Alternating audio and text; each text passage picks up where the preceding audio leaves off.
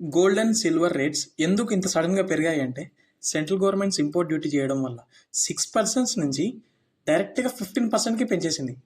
వీటికి government reason ఏం చెప్తుందంటే ఇండియా క్రూడ్ ఆయిల్ ఎక్కువ ఇంపోర్ట్ చేసుకుంటుంది, ఆ కాస్ట్ అనేది చాలా పెరిగిపోతుంది.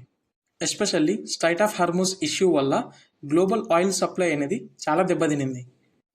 దీనివల్ల ఇండియా అనేది మోర్ డాలర్స్ని స్పెండ్ చేయాల్సి వస్తుంది. అప్పుడు మన రూపీ వాల్యూ అనేది చాలా రికార్డ్ స్థాయిలో లోలో ఉంది. సో రూపీ వాల్యూ అనేది రికార్డులోకి పడిపోయింది. అందుకే మన Indian government gold and silvers ఇంపోర్ట్ని కంట్రోల్ చేయడానికి యాంటీ డ్యూటీస్ని పెంచింది. ఇంకా ఈజీగా చెప్పాలి అంటే ప్రజలు తక్కువగా గోల్డ్ని కొంటే డాలర్ అవుట్ఫ్లోని తగ్గించవచ్చు. వీటి వల్ల రూపీ వాల్యూ అనేది డిప్రిషియేట్ అవ్వడం తగ్గుతుంది.